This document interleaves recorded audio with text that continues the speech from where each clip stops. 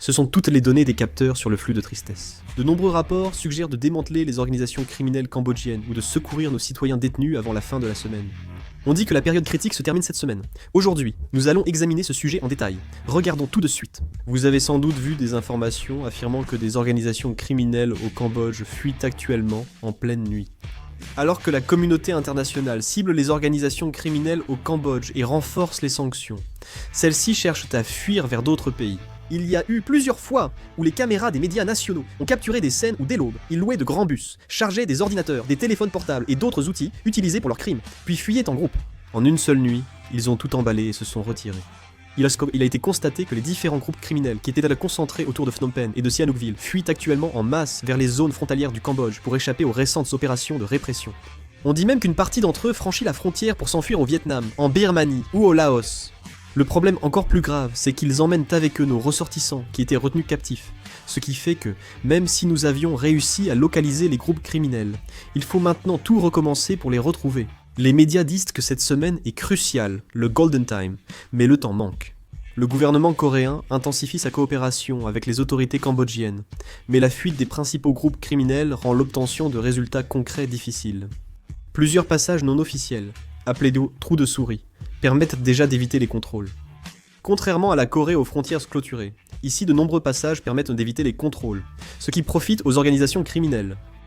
Plus de 1000 personnes seraient détenues après avoir tenté de franchir la frontière. Cependant, on ne connaît toujours pas le nombre exact de Coréens retenus captifs.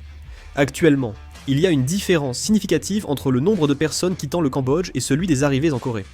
En 2021, l'écart était de 113 personnes, puis il a grimpé à 3209 en 2022, 2662 en 2023 et 3248 en 2024, soit entre 2000 et 3000 personnes. 2000 et voilà. Cette année, jusqu'en août, 864 personnes n'ont pas été retrouvées. On peut donc estimer qu'ils sont bien plus d'1 millier impliqués dans ces organisations criminelles. Il y a sûrement des cas où des personnes sont entrées en Corée via un pays tiers, et même en tenant compte de ceux qui se sont installés au Cambodge sans commettre de crimes, ce chiffre reste beaucoup trop élevé. Le souci, c'est que ces organisations criminelles fuient en la nuit. Si elles se cachent davantage, il sera dur de les secourir et rapatrier. Actuellement, les complexes criminels se déplacent vers le Myanmar ou le Laos. Le Cambodge garde tout de même l'apparence d'un État, mais une fois qu'ils entrent au Laos ou au Myanmar, il devient vraiment impossible de les attraper. Au Laos, le gouvernement travaille avec des organisations criminelles pour stimuler l'économie. Au Myanmar, en pleine guerre civile, même les médias internationaux n'osent pas y entrer pour des reportages. Les signalements d'enlèvement liés aux arnaques à l'emploi au Laos et au Myanmar augmentent rapidement. Au Laos, un cas en 2021, aucun au Myanmar.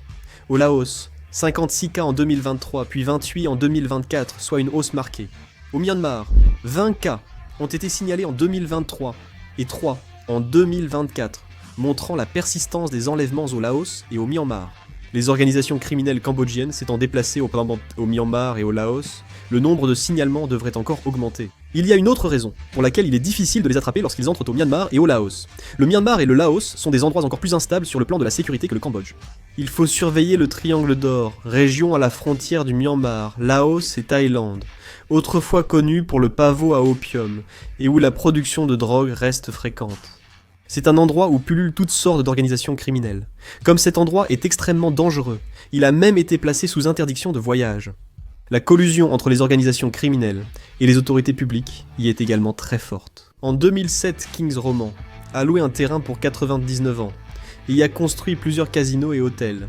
Aujourd'hui, il contrôle même l'administration, au point que la police laotienne peine à y accéder. Le Myanmar est également devenu une zone d'extraterritorialité où les fraudes, les enlèvements et la traite des êtres humains sont fréquents, en raison de la collusion entre les groupes rebelles armés et les organisations criminelles d'origine chinoise. Mais leur entrée dans ces lieux rend leur capture plus difficile. L'Asie du Sud-Est est devenue un repère de criminels principalement à cause de la Chine. C'est lié à la politique chinoise de la nouvelle route de la soie, One Belt, One Road. Depuis les années 2010, la Chine a élargi ses investissements en construisant divers complexes hôteliers et casinos dans les pays d'Asie du Sud-Est afin de promouvoir sa politique de la nouvelle route de la soie. En 2024, 69,9% des investissements étrangers au Cambodge viennent de Chine, 12,3% du Vietnam, 5,6% de Singapour et 3,8% de Hong Kong. La Chine est le principal investisseur au Cambodge. Sa part des investissements directs étrangers, passant d'environ 30% en 2020 à près de 70% en 2024. Le souci est que la construction de casinos a attiré la mafia chinoise et d'autres organisations criminelles en Asie du Sud-Est pour gérer ses affaires. En plus de cela, plusieurs répressions contre les organisations criminelles ont eu lieu en Chine. Et en même temps, l'apparition du Covid-19 a entraîné des problèmes de rentabilité. Les organisations criminelles chinoises ont alors changé de stratégie en enlevant et en séquestrant des personnes pour les forcer à faire du phishing vocal. C'est ainsi que la situation s'est poursuivie jusqu'à aujourd'hui. Il reste toujours incertain que le Cambodge s'engage sincèrement dans la coopération avec la Corée pour l'enquête. Ils affichent une volonté de coopération, mais la situation est en réalité plus complexe. Actuellement, à l'intérieur du Cambodge, l'argent des organisations criminelles est profondément enraciné. Parmi les responsables locaux, on dit déjà que de 20% à près de 50% de l'économie cambodgienne provient de ces fonds criminels. On dit que leur argent est investi dans les casinos, les complexes hôteliers, la construction immobilière et même dans une partie du secteur financier. L'argent du crime fait maintenant partie de l'économie nationale. Ainsi, bien que le gouvernement cambodgien promette de coopérer avec la Corée, il n'agit pas vraiment. Les liens entre les organisations criminelles et les hauts responsables du gouvernement sont trop profonds, et les relations financières qu'ils ont construites au fil des années les tiennent étroitement liées, sur place.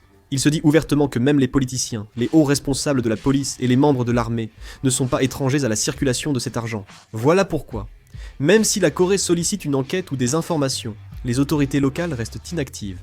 Le gouvernement coréen a voulu ouvrir un bureau au Cambodge pour un système de réponse en temps réel, mais le Cambodge a refusé. Le partage d'informations d'enquête est quasi inexistant. Il a même été rapporté que certains responsables de la police cambodgienne auraient divulgué à l'avance des informations sur les opérations de répression au complexe criminel. En apparence, ils affirment renforcer les contrôles, mais c'est précisément pour cette raison que les criminels sont informés à l'avance et agissent en conséquence. Difficile d'espérer une coopération dans un pays où l'économie dépend du crime et la politique de cet argent. Si le Cambodge maintient son ambiguïté, la coopération d'enquête restera probablement une simple promesse. Face au manque de coopération du Cambodge, le Parti démocrate et le pouvoir du peuple réclament un renforcement militaire. Ce n'est pas une première. Le 19 octobre, Jeon Yeon-hee du Parti démocrate a critiqué l'enlèvement de citoyens coréens au Cambodge et a évoqué d'éventuelles mesures militaires. Elle a également exhorté à envisager la suspension de l'aide publique au développement. Cette année, le budget de l'aide publique au développement pour le Cambodge s'élève à environ 435,2 milliards de won, soit environ le double de celui de l'année précédente. Face au manque de coopération du Cambodge dans l'enquête, certains ont proposé de réduire ou suspendre le budget de l'aide publique au développement.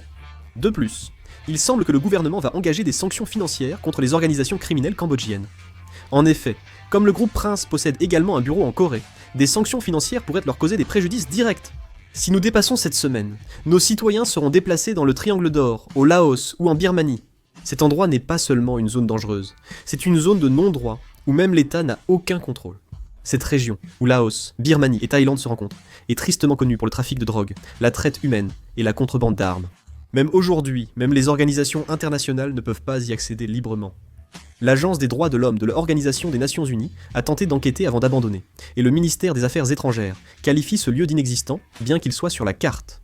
En fait, cette région est contrôlée par une coalition de criminels chinois et de forces armées locales, pas par le gouvernement. Un réseau financier existe, et l'accès des étrangers est strictement contrôlé. Une fois à l'intérieur, il est impossible de capter un signal de téléphone portable, et dans certaines zones, il est même impossible d'identifier l'endroit à partir de photos satellites. Si les victimes d'enlèvement sont déplacées à l'intérieur, il devient presque impossible de les secourir diplomatiquement. La notion de frontière devient insignifiante, et on disparaît dans un monde où l'autorité publique n'a aucune portée. Sur place, on appelle cet endroit la zone sans retour. C'est parce que personne n'en est jamais revenu. D'après les témoignages des victimes secourues autrefois dans les zones occupées par les rebelles en Birmanie, là-bas, la torture électrique, la détention et le travail forcé étaient monnaie courante, et ceux qui tentaient de s'évader étaient immédiatement abattus ou devenaient la cible du trafic d'organes. Les organisations criminelles cambodgiennes arrivent ici. Si elles s'installent dans le Triangle d'Or, tout sera fini. La diplomatie, les enquêtes et les négociations seront impossibles. Si nous n'agissons pas cette semaine, les personnes à l'intérieur deviendront littéralement des disparus de la carte. Actuellement, les médias rapportent que la période cruciale pour démanteler le réseau criminel cambodgien et procéder au sauvetage se termine cette semaine. Si nous ne parvenons pas à les sauver cette semaine, la situation pourrait devenir encore plus grave. Que pensez-vous de la situation actuelle ? Merci de laisser vos avis en commentaire. Fin de la vidéo, merci.